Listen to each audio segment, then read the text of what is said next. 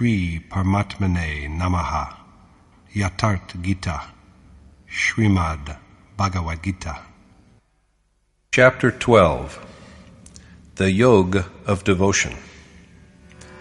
Krishna repeatedly told Arjuna at the end of chapter 11 that his cosmic form, which he had manifested to him, had never been seen by anyone before, and would not be seen by anyone in the future.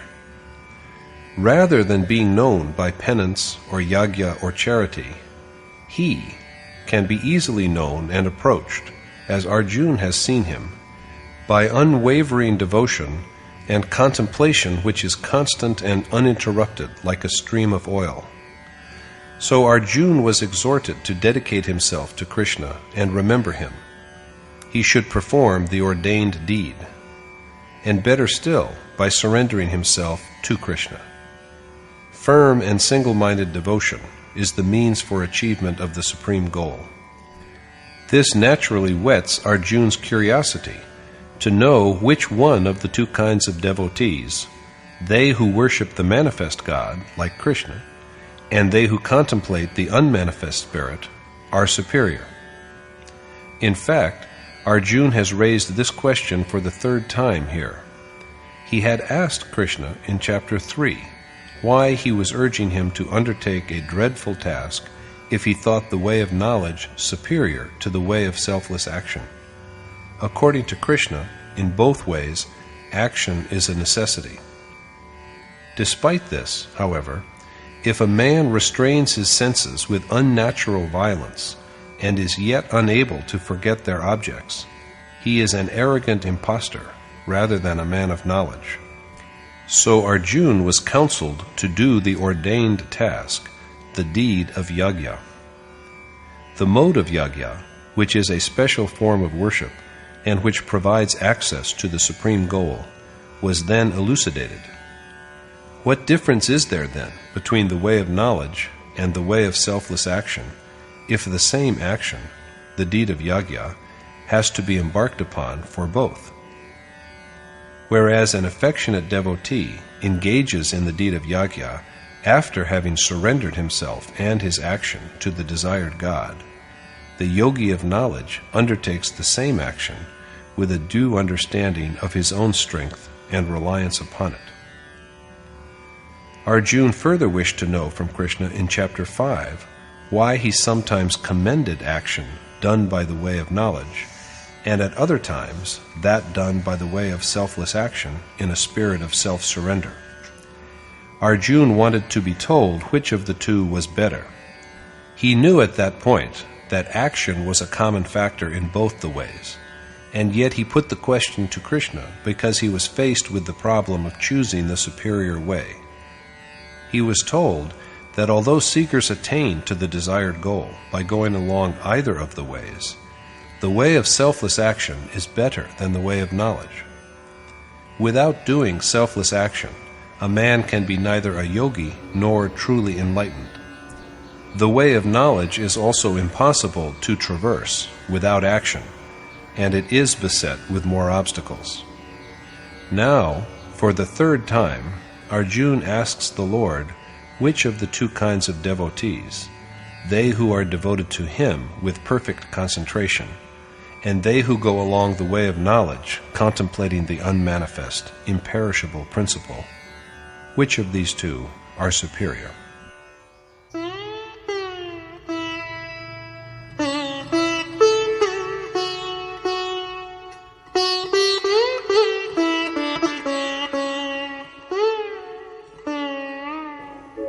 एवं सततयुक्ताये भक्तास्त्वां पर्युपासते ये चाप्यक्षरमव्यक्तम् तेषां के योगवित्तमाः. Arjuna said, which of the two kinds of steadfast devotees, they who always worship you in your embodied form, and the others who meditate upon your imperishable, unmanifest spirit, are superior in their mastery of yoga? Whether they worship Krishna with self-surrender, a sense of identity with him and with firm concentration, or they worship the unmanifest and imperishable God in whom he dwells, with self-reliance rather than self-surrender, they both follow the way ordained by him. Which of the two, however, are superior? Krishna answers the question as follows.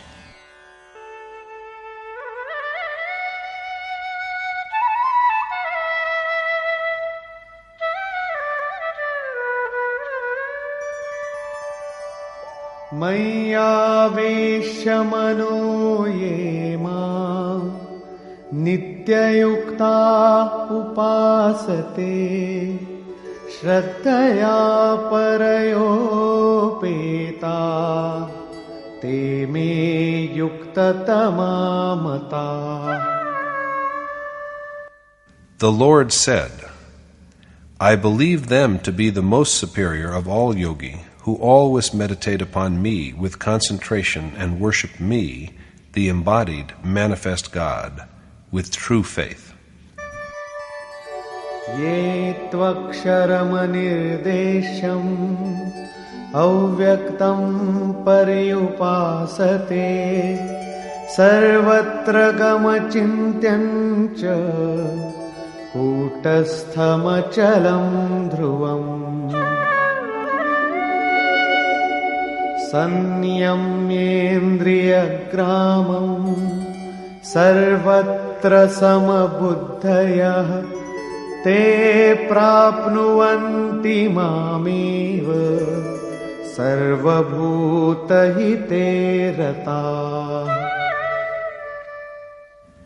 And they who restrain all their senses well always adore the Supreme Spirit who is beyond thought, all-pervading, indefinable, filled with equanimity, immutable and immovable, and formless, and indestructible, with total concentration, and who serve all beings, viewing them with an equal eye, attain to me.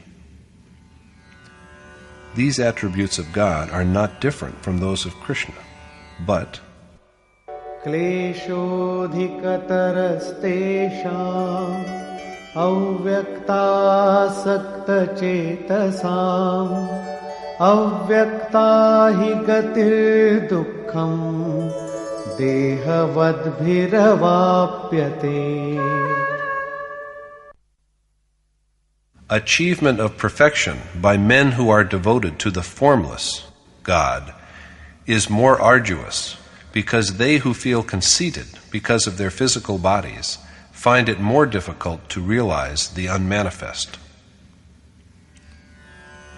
Accomplishment is harder for worshippers who are devoted to the God who is devoid of all qualities, because of their attachment to their physical existence. Attainment of the unmanifest, formless God is most difficult as long as a worshipper takes pride in his birth and prowess. Yogeshwar Krishna was a godlike accomplished teacher, and the unmanifest God was manifested in him. According to Krishna, the seeker who, instead of seeking shelter under a sage, goes ahead with trust in his own strength, knowing his present situation and what it will be in the time to come, and with the awareness that he will ultimately realize his own unmanifest, identical self, begins to think that the Supreme Spirit is no different from him, and that he is, quote, him. Entertaining such thoughts, and without waiting for fulfillment, he begins to feel that his body itself is the real, quote, he. So he wanders about in the mortal world, the abode of sorrows, and at last comes to a dead end. But this is not so with the worshipper who goes ahead under Krishna's gracious shelter. ये तु सर्वाणि कर्माणि मयि सन्न्यस्य मत्पराः अनन्येनैव योगेन मां ध्यायन्त उपासते. तेषामहं समुद्धर्ता मृत्युसंसारसागरात् भवामि न चिरात् Partha मय्यावेशितचेतसाम्. And, O Parth Arjun, I soon deliver from the abyss of the mortal world my affectionate devotees who have set their minds on me, and who, coming under my shelter and dedicating all their action to me, ever contemplate and worship me, the manifest God. Krishna then prompts Arjuna to such devotion and throws light upon the way by which it may be accomplished.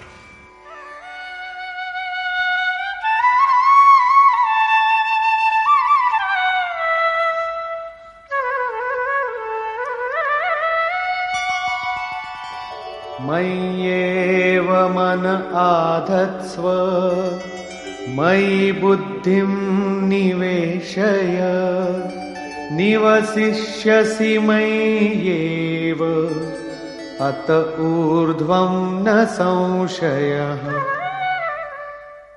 There is no doubt whatsoever that you will dwell in me if you devote and apply your mind and intellect to me. Krishna is conscious of his disciples' weakness, for Arjuna has confessed earlier that he considers restraining the mind as difficult as restraining the wind. So he hastens to add,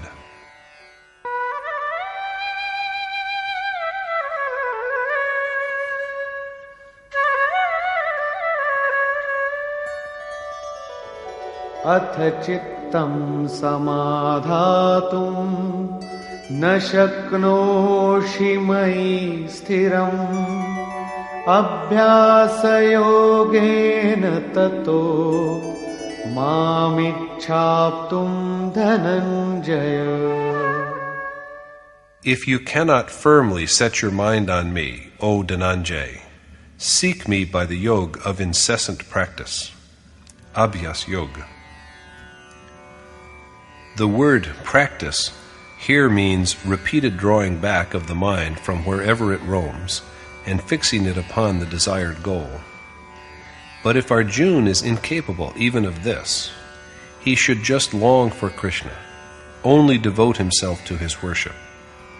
If all his thoughts and actions are only for Krishna, he will have the fulfillment of realizing him. अभ्यासेऽप्यसमर्थोऽसि मत्कर्म परमो भव मदर्थमपि कर्माणि कुर्वन् सिद्धिमवाप्स्यसि. In case you are incapable of even following the way of practice, you may yet secure fulfillment by the performance of actions which are meant only for me.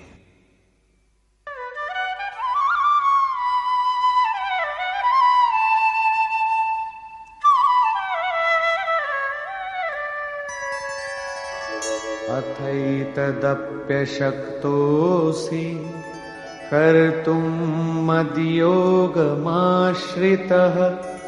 सर्वकर्मफलत्यागं ततः कुरु यतात्मवान्. In case you fail to accomplish even this, abandon all the fruits of action and take refuge in my yoga with a thoroughly subdued mind. If Arjuna cannot even do this, he should give up all desire of the rewards of action, as well as considerations of profit and loss, and with a sense of self-surrender, find shelter under some sage with an accomplished soul. The ordained action will then commence spontaneously under the prompting of this accomplished teacher.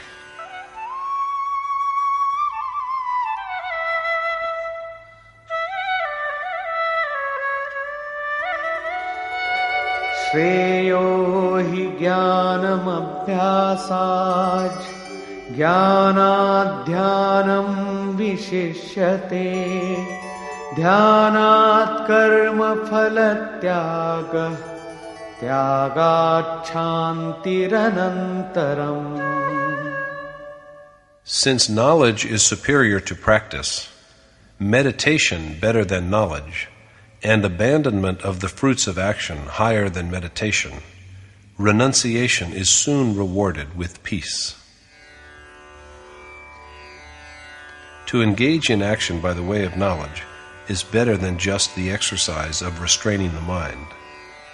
Meditation is better than the accomplishment of action through knowledge, because the desired goal is always present in contemplation. Even better than contemplation, however, is the abandonment of the fruits of action. For when Arjuna has given up the fruits of action and surrendered himself to the desired goal with the purpose of realizing it, the burden of his exercise of yoga is borne by the adored God. So this kind of renunciation is soon followed by the achievement of absolute peace.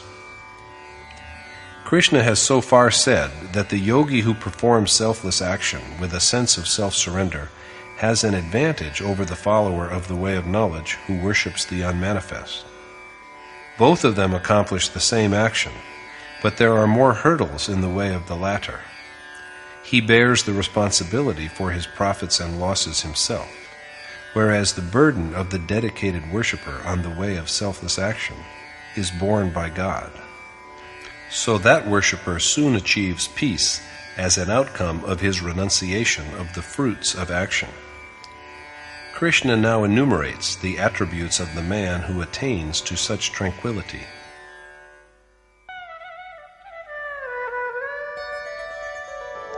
Adveshta sarvabhutanam maitrah karuna eva cha nirmamo nirahankara samadukha sukha kshami santushtah satatam yogi yatatma dridha nishchayah mayyarpita mano buddhi yo madbhaktah same priyah. The devotee is dear to me who has malice towards none and loves all, who is compassionate and free from attachment and vanity, who views sorrow and joy equally and is forgiving, endowed with steady yoga, contented alike with both profit and loss, restrained in mind, and dedicated to me with firm conviction.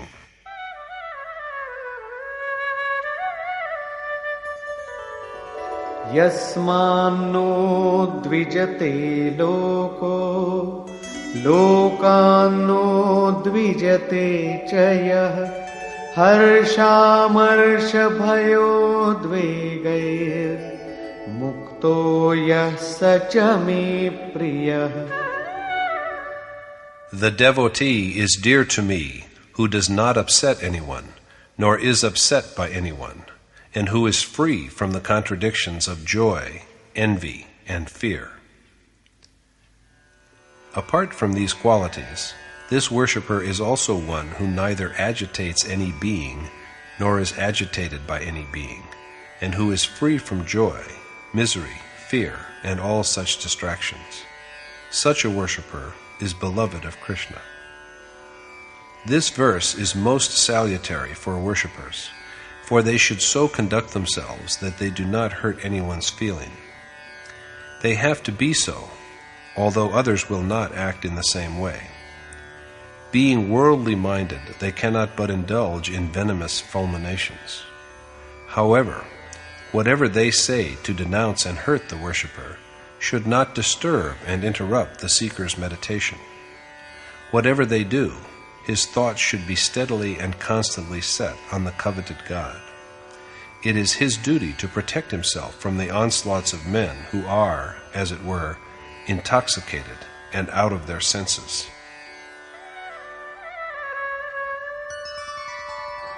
Anapeksha shuchirdaksha udasino gatavyatha sarvarambha parityagi यो मद्भक्तः स मे प्रियः. The devotee is dear to me who is emancipated from desire, pure, dexterous at his task, impartial, free from sorrow, and who has achieved the state of actionlessness. That man is pure who is liberated from desire. The word dexterous means that he is adept in worship and meditation, the one ordained action. He is unaffected by fortune and misfortune, free from sorrow, and one who has given up all undertakings because there is left no worthwhile enterprise on which he can embark.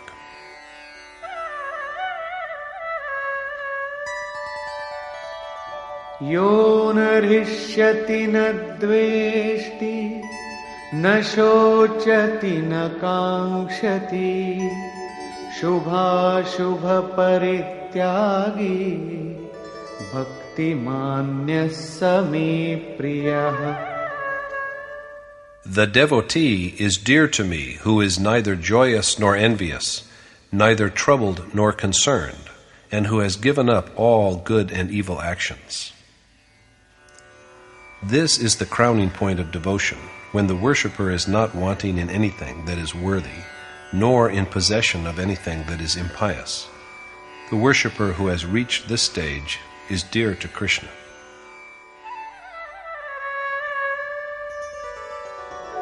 समः शत्रौ च मित्रे च तथा मानापमानयोः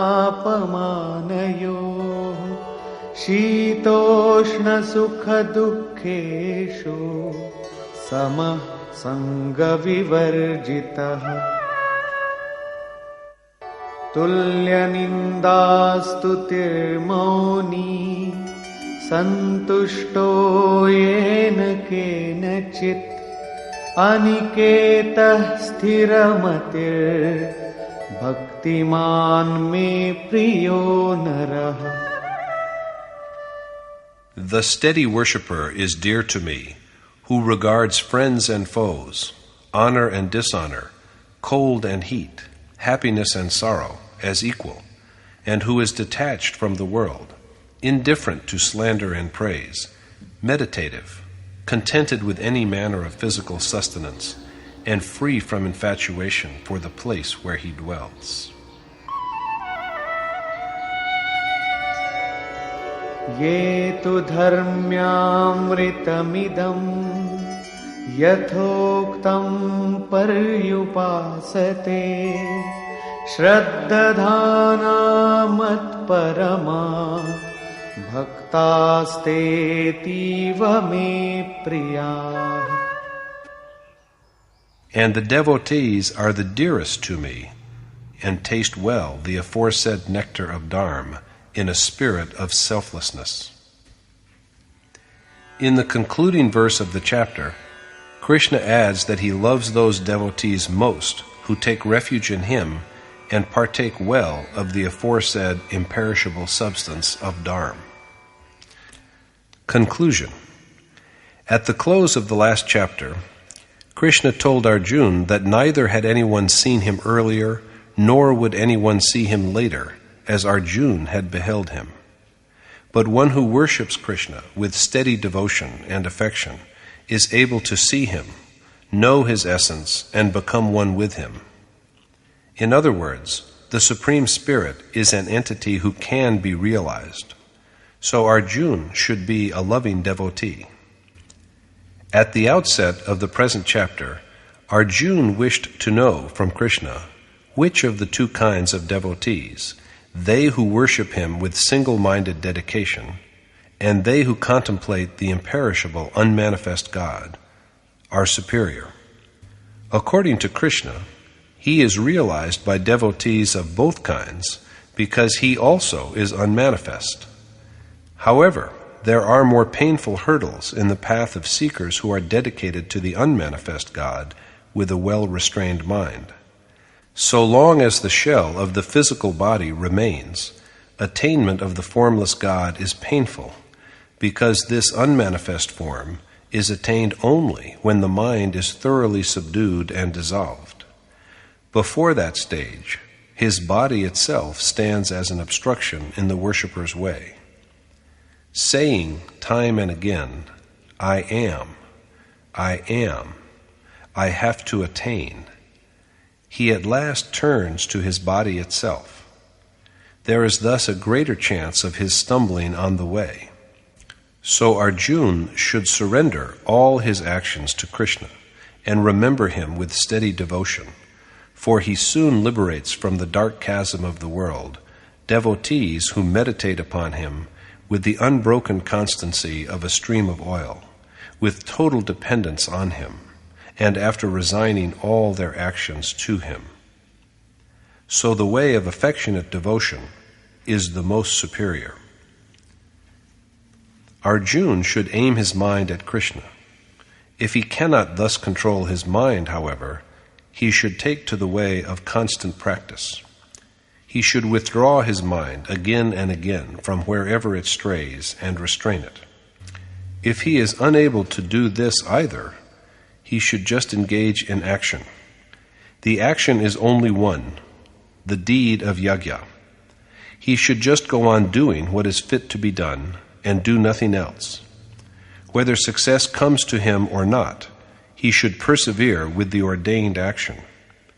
If, unfortunately, he is also incapable of even this, he should renounce the fruits of all action and find shelter under a sage who has known reality, realized his self, and dwells in the Supreme Spirit. This renunciation will bring him the ultimate peace. Thereafter, Krishna has enumerated attributes of the devotee who achieves such peace. Free from ill will towards all beings, he is endowed with compassion and pity. Free equally from attachment and vanity, this devotee is beloved of Krishna.